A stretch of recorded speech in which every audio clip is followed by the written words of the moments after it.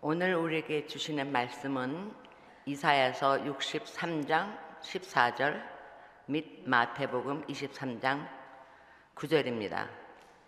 먼저 이사야서입니다. 주님께서는 우리의 아버지이십니다.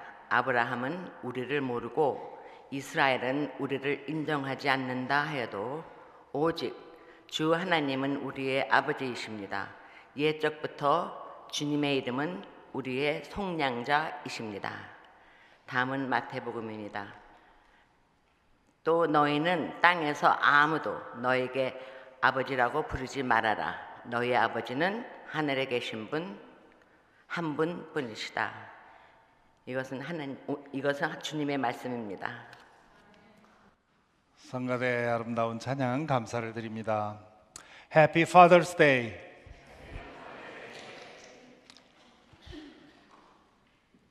박수까지 치십니까? 전에 없던 일인데 아버지라고 불리는 모든 이들에게 주님의 위로와 격려가 있기를 빕니다. 아버지가 없는 사람은 아무도 없지요. 하지만 아버지에 대한 경험과 기억은 모두 다릅니다. 그 기억이 좋으면 좋은 대로, 나쁘면 나쁜 대로 오늘은 아버지를 기억하며 감사하는 그런 시간을 갖는 날입니다. 또한 아버지 되신 분들은 아버지로서 자신에게 맡겨진 책임을 깊이 생각해 보는 시간이 될 것입니다. 자유기고가로 활동하는 조 마틴이라는 분이 아버지의 5가지 유형이라고 하는 글을 썼는데요. 거기에 보면 군대 용어를 사용해서 아버지를 5부류로 나눕니다. 꽤 흥미로운 글이어서 소개합니다. 첫째는 POW-이 있습니다. 이 POW는 Prisoner of War, 전쟁 포로를 의미하지요.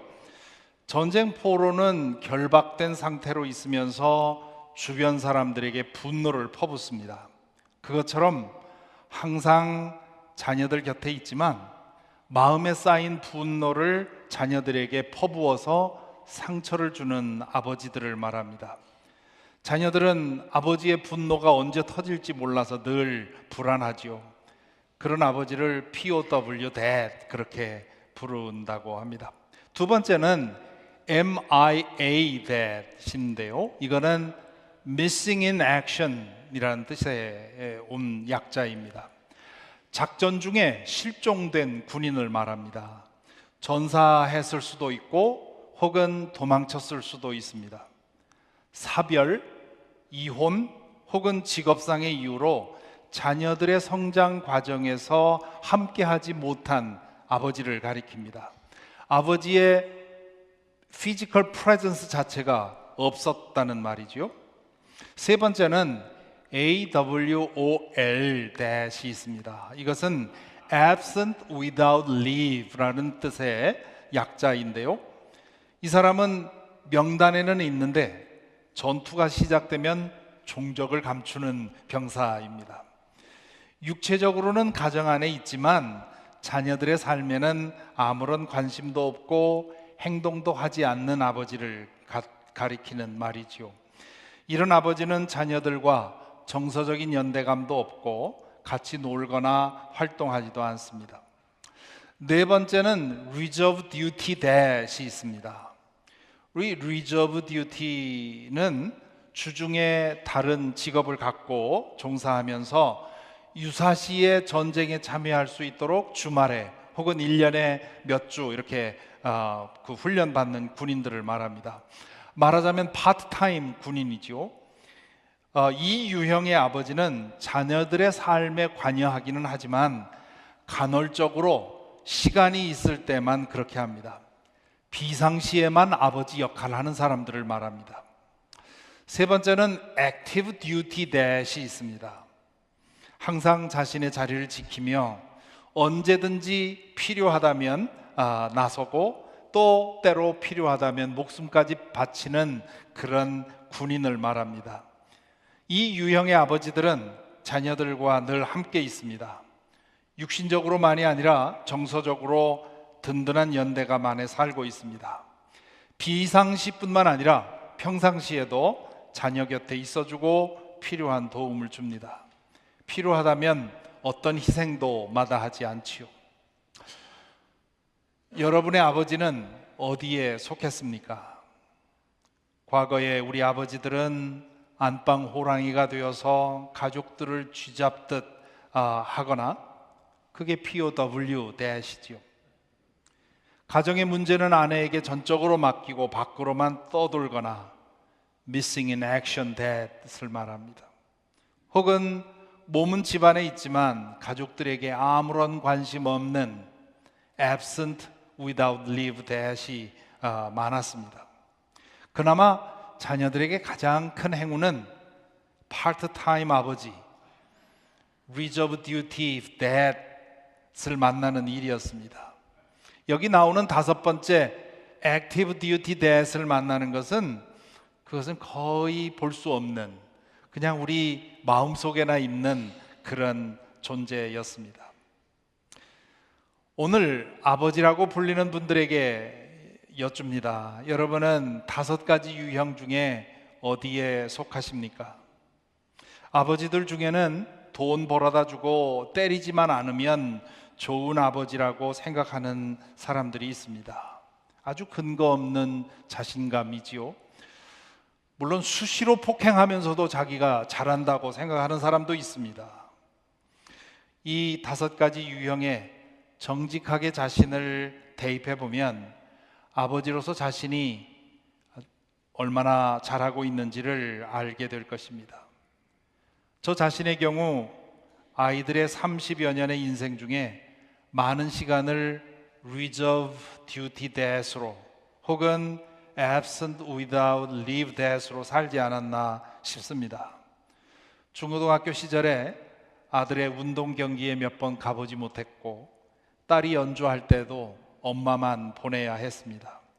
아이들이 어려운 시간을 지날 때 엄마에게만 맡겨놓았던 것 아닌가 하는 반성을 이번에 이 말씀 준비하면서 하게 되었습니다. 남은 기간에라도 더 좋은 그런 아버지가 돼야 되겠다 하는 다짐을 해봅니다. Father's Day에 나눌 말씀을 두고 묵상하는 중에 제 마음에 떠오른 질문이 있었습니다. 성경에 나오는 인물들 중에 이상적인 아버지라 할 만한 인물이 누구일까? 이 질문을 가지고 창세기부터 요한계시록까지 이 등장인물들을 쭉 하나씩 카운트하면서 생각해 보는데 찾을 수가 없었습니다. 성경에 나오는 어머니들 중에는 이상적인 어머니의 모습을 보여주는 분들이 있지요. 하갈도 그렇고 한나도 그랬고, 또 나오미도 그랬고요. 예수님의 어머니 마리아는 더 말할 것도 없습니다. 그런데 아버지들은 하나같이 함량미달입니다. 창세기에 등장하는 아버지들만 잠시 좀 보도록 하지요. 노아는 당대의 가장 의로운 사람이라는 말을 들었습니다. 홍수 이전에 노아가 자녀들과 어떻게 지냈는지 별 기록이 없어서 알 수가 없습니다. 하지만 홍수가 지난 이후에는 아버지가 어떤 상태로 살았는지를 볼 수가 있습니다. 노아는 홍수가 다 지나고 나서는 POW-로 살았습니다. 홍수로 인해서 겪은 트라우마로 인해서 그는 심한 가책과 분노에 사로잡혀서 매일 술에 빠져 살았습니다. 그래서 아주 작은 일에도 분노를 폭발하는, 그래서 세 아들 중에 함이 행한 아주 작은 잘못 때문에 아주 입에 담지 못할 그런 저주를 퍼붓는 잘못을 범하지요. 아브라함은 어떻습니까? 그는 하갈에게서 얻은 아들 이스마엘을 지극히 아꼈습니다. 하지만 그는 이 아들 이스마엘이 아내 사라로부터 학대받는 일을 보호하는 데 소홀히 했습니다. 이삭이 태어난 후에 하나님은 아브라함에게 하갈과 이스마엘을 집에서 내보내라고 하지요. 아브라함에게 이스마엘을 지킬 만한 의지도 용기도 없으니 그렇게 하신 것이라고 볼 수 있습니다. 사라의 폭력으로부터 이스마엘을 지키기 위한 비상조치였던 것입니다. 이스마엘에게 아브라함은 absent without leave that이었습니다. 함께 있었지만 그러나 없는 것과 마찬가지였죠. 이삭에게도 마찬가지였습니다. 아마도 이삭에 대한 사라의 지나친 집착 때문에 아버지로서 할 만한 일이 없었을지 모릅니다. 그러다가 아브라함은 이삭의 운명을 결정지을 만한 어마어마한 일을 벌입니다. 창세기 22장에 나오는 이삭의 제사 이야기를 읽을 때 우리는 아브라함과 이삭, 하나님의 관계에만 초점을 둡니다. 그렇게 보면 이 사건은 하나님에 대한 아브라함의 믿음이 한 단계 도약하는 그런 아주 중요한 이야기가 되지요. 하지만 이삭의 입장에서 이 이야기를 읽으면 아버지로부터 기억하기도 싫은 그런 끔찍한 상처를 입는 사건이 됩니다. 쉐안 킬고르가 공포와 전율이라고 하는 책에서 추정한 것처럼 이삭은 그 트라우마로 인해서 평생 심약한 사람으로 살았을지 모릅니다. 평소에 아버지 역할 안 하던 사람이 갑자기 아버지 역할 하려고 하면 이런 실수를 하게 되는 것이지요. 그 이후로 아브라함은 다시금 모든 것을 사라에게 맡기고 없는 듯이 살아갔을 것입니다. 이삭은 어떻습니까? 그는 아버지 아브라함과 어머니 사라가 아주 늙었을 때 태어났습니다. 노산의 아이가 일반적으로 그렇듯이 그는 육체적으로 강인하지 못했고 기질적으로도 아주 유약한 사람이었을 것입니다. 게다가 모리아 산에서 아버지에게서 받은 그 트라우마가 그의 타고난 유약성을 강화시켰을 것입니다. 그런 사람이었기에 이삭은 쌍둥이 아들 에서와 야곱에게 absent without leave that으로, 즉 함께 있지만 아무런 역할을 하지 못하는 그런 아버지로 살았습니다. 이삭도 아내 리브가에게 모든 것을 맡기고 없는 듯이 살았던 것이지요.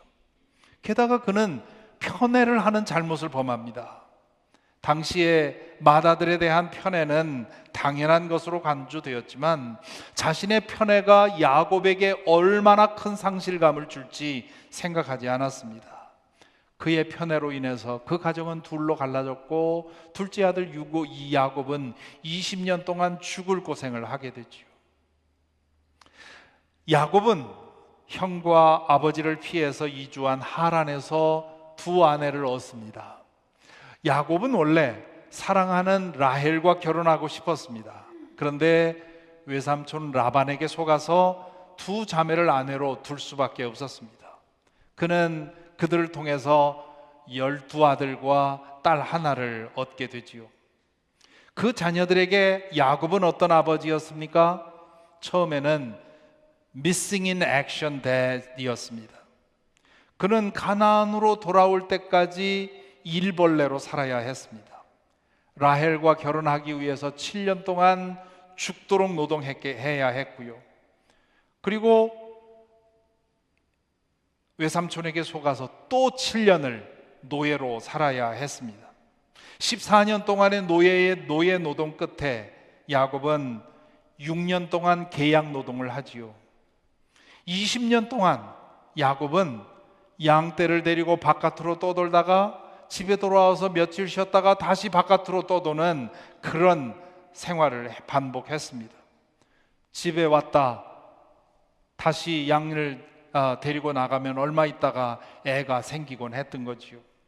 그러니 자녀들과 정서적인 연대감이 생길 수가 없었습니다. 20년의 이민 생활을 끝내고 고향으로 돌아온 야곱은 비로소 가정사를 돌보고 자녀들을 보살필 여유가 생겼습니다.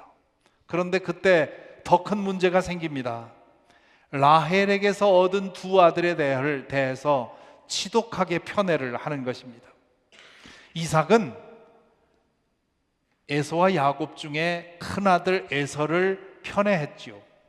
그거는 그 당시에 다들 그렇게 했기 때문에 큰 문제는 없었습니다. 하지만 야곱은 라헬에게서 얻은 막내 두 아이를 편애했습니다. 그 중에서도 막내 이 요셉을 끼고 돌았지요. 다른 형제들이 그를 죽여 없애고 싶을 만큼 야곱은 이 요셉을 편애했습니다. 이렇게 보면 창세기에 나오는 믿음의 조상들은 하나같이 아버지로서 부족한 사람들이었습니다. 그 이후에 등장하는 믿음의 우인들도 마찬가지입니다. 모세는 이스라엘 백성에게 위대한 인물이었지만 그의 두 아들은 아버지의 부재로 인해서 삐뚤어지게 되었죠. 다윗도 그랬고요, 솔로몬도 그랬습니다.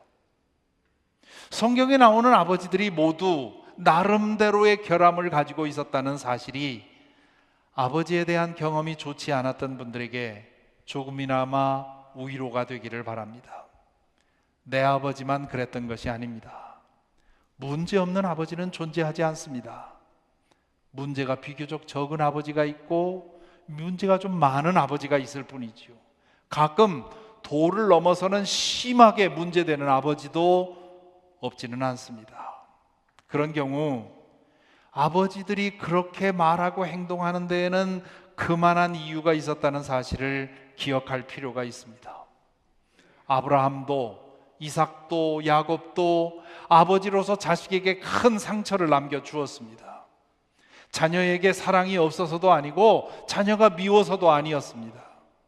그 자신도 어찌할 수 없는 그 내면의 상처 때문에 혹은 어쩔 수 없이 짊어져야 하는 삶의 짐 때문에 그렇게 형성되었고 그렇게 말하고 행동하게 된 것입니다. 그것을 알고 나면 연민의 마음을 가질 수가 있습니다.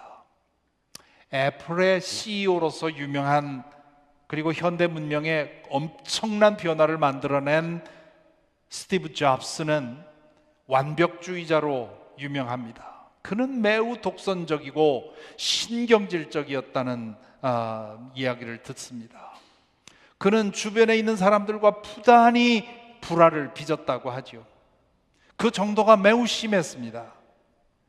그의 성격이 그렇게 형성된 데에는 여러 가지 이유가 있었겠죠. 그러나 가장 중요한 이유는 태어나자마자 친부모로부터 버림받은 데 있습니다. 그는 자신을 버린 부모에 대해서 그들은 나에게 있어서 정자은행과 난자은행에 불과하다라고 말할 정도였습니다. 그 말에 원한이 느껴지지 않습니까? 그 배경을 알고 나면 그의 성격적인 결함에 대해서 측은지심을 갖게 됩니다. 여러분 중에 아버지를 생각하면 감사할 것밖에 없습니다 라고 말할 분도 계실 것입니다. 그분들은 흔치 않은 축복을 받았음을 알고 감사해야 할 것입니다. 그런 아버지는 많지 않습니다. 하지만 그렇게 말하는 분들도 자신의 아버지가 완전하지 않다는 사실을 인정할 겁니다. 아버지에게 받은 상처도 있고 서운함도 있지만 그러나 그분에게서 받은 은혜와 사랑이 더 크기에 그렇게 생각하는 것이지요. 오늘 아버지로 불리고 아버지로 살아가는 사람들은 성경의 아버지들이 모두 자격미달이었다는 사실을 통해 겸손해질 필요가 있습니다.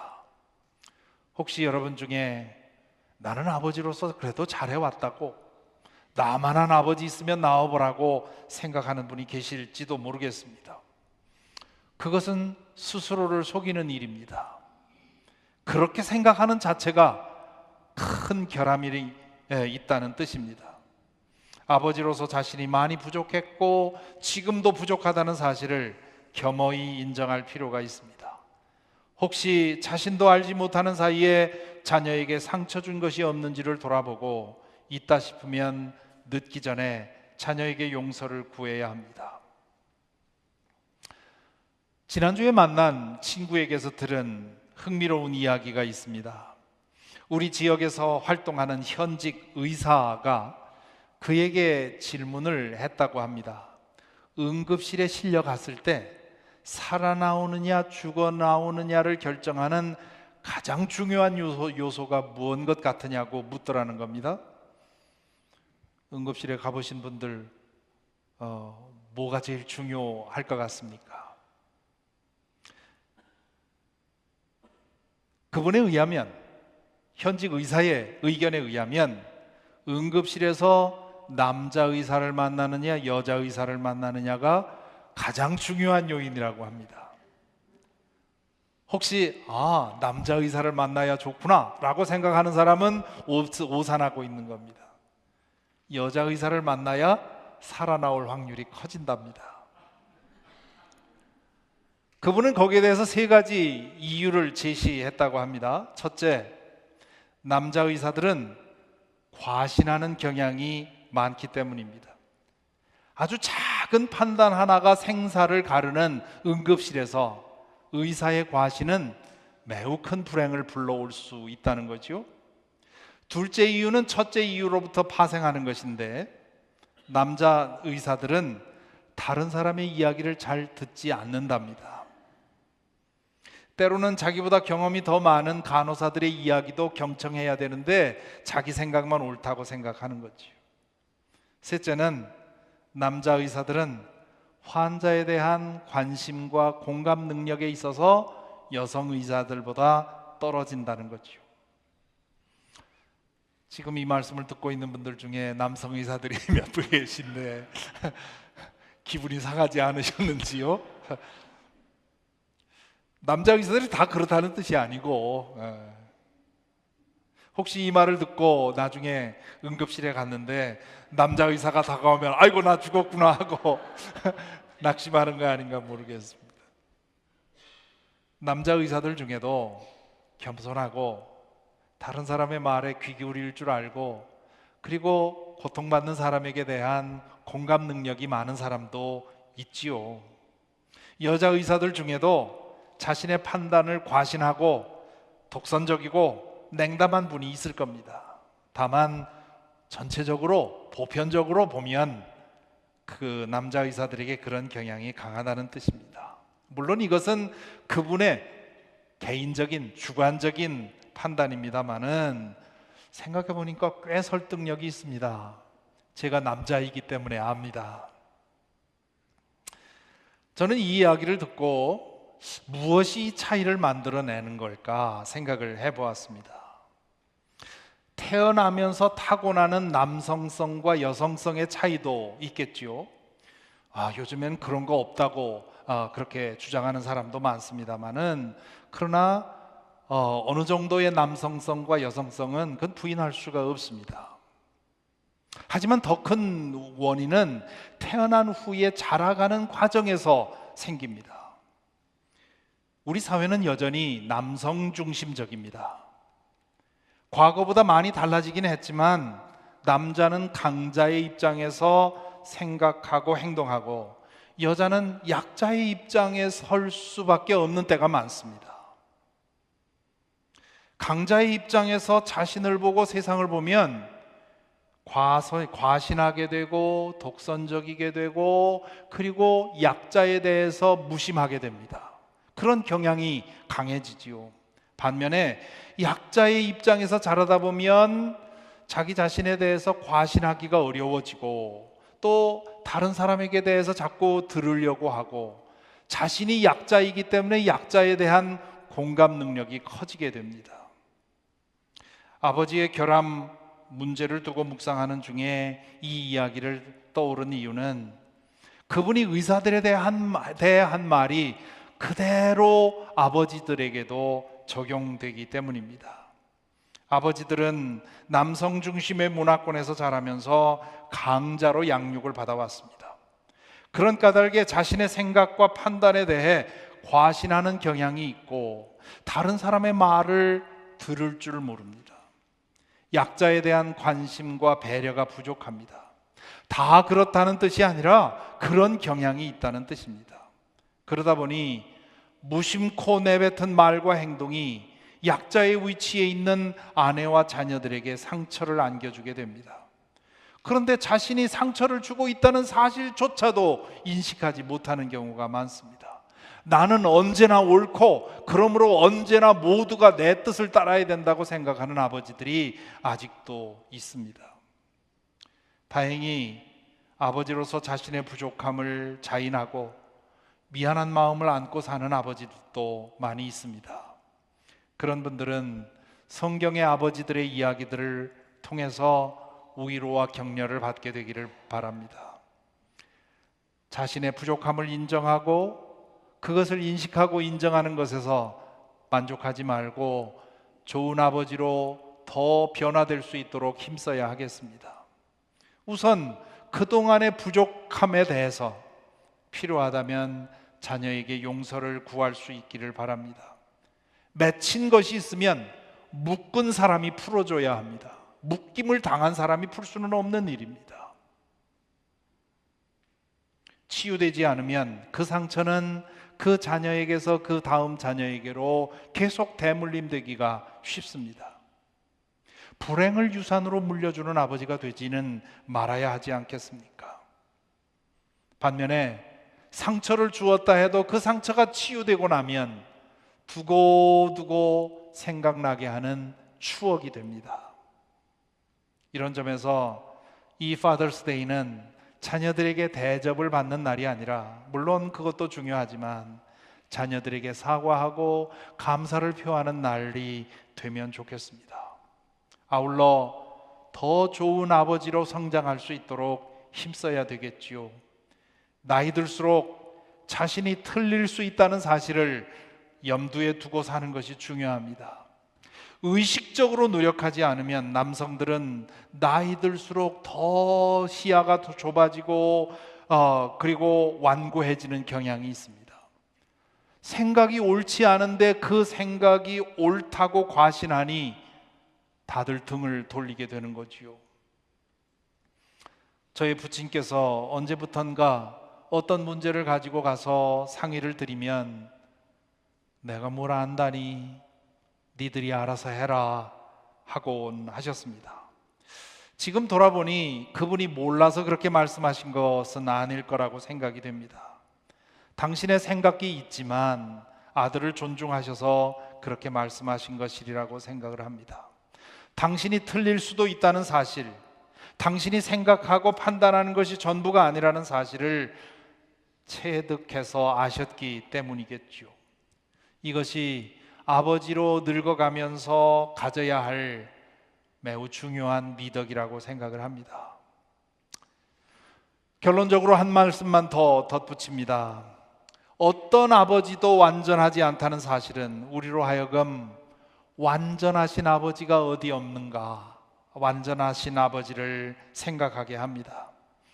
육신적인 아버지의 불완전함은 완전하신 아버지를 갈망하게 됩니다. 그 완전하신 아버지에 대해서 예언자 이사야가 오늘 63장 16절에서 이렇게 말하지요. 주님께서는 우리의 아버지이십니다. 아브라함은 우리를 모르고 이스라엘은 우리를 인정하지 않는다 하여도 오직 주 하나님은 우리의 아버지이십니다. 옛적부터 주님의 이름은 우리의 속량자이십니다. 아브라함은 우리를 모르고 라는 말은 아브라함의 아버지됨이 영원치 않다는 뜻입니다. 그거 별로 상관없다는 뜻입니다. 아브라함은 모든 이스라엘 민족의 아버지라고 추앙하는 사람이지요. 이사야는 자신을 낳아준 육신의 아버지 아모스도 이스라엘 백성의 조상인 아브라함도 진정한 의미에서의 아버지가 아니라고 말하는 겁니다. 이사야에게 있어서 참되고 영원하신 아버지는 창조주요 속량자이신 하나님이십니다. 육신의 아버지를 공경하는 것도 중요하고 민족의 아버지를 아는 것도 중요하지만 영원하신 하늘 아버지를 알고 그분 안에 살아가는 것은 더욱 중요합니다. 이런 맥락에서 보면 예수님이 하신 말씀 중에 가장 이해하기 어려운 말씀 중에 하나인 마태복음 23장 9절의 말씀이 납득이 됩니다. 또 너희는 땅에서 아무도 너희의 아버지라고 부르지 말아라. 너희의 아버지는 하늘에 계신 분 한 분뿐이시다. 아무도 너희는 아버지라고 부르지 말라고 하는 말씀은 불효를 주장하는 말이 아닙니다. 육신의 아버지가 영원하지 않다는 사실, 그리고 영원하고 참된 아버지는 창조주 하나님뿐이라는 사실을 기억하고 살라는 뜻입니다. 저는 60여 년 아버지를 모셔보았고요, 또 30여 년 아버지로 살아보았습니다. 그러고 나니 이제 알겠습니다. 아버지로 사는 것은 아주 잠시뿐입니다.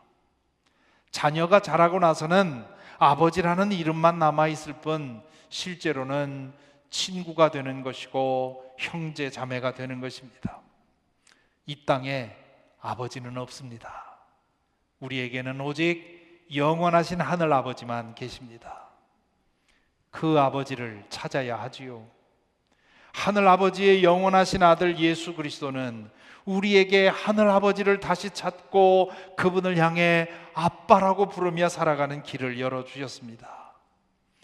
우리가 아버지라고 불리는 동안 우리에게 일어날 가장 중요한 일은 우리의 참된 아버지를 만나는 일이고요, 아버지로서 우리가 우리의 자녀들에게 해줘야 할 가장 중요한 일도 잠시 아버지의 이름을 가지고 살다가는 내가 아니라 영원하신 하늘 아버지를 만나게 해주는 일입니다.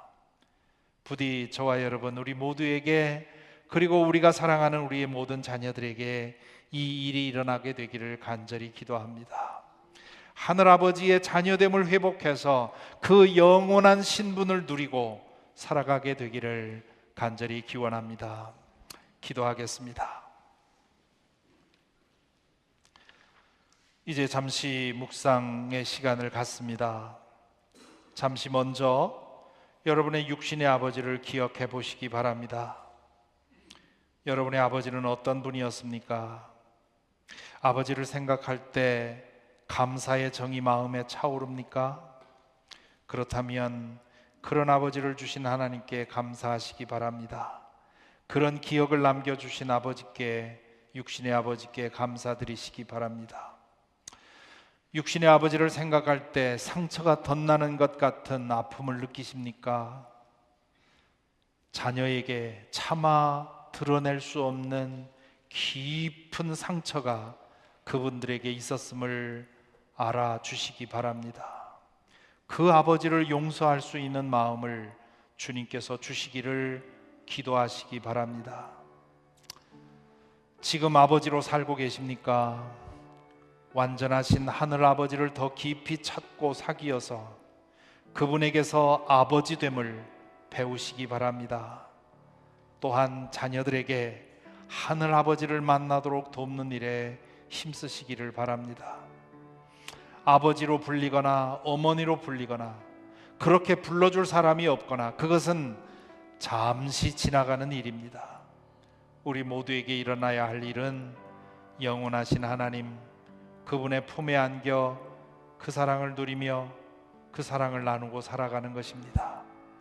이 일을 위해 하나님께서 은혜 베풀어 주시기를 이 시간 잠시 기도하겠습니다.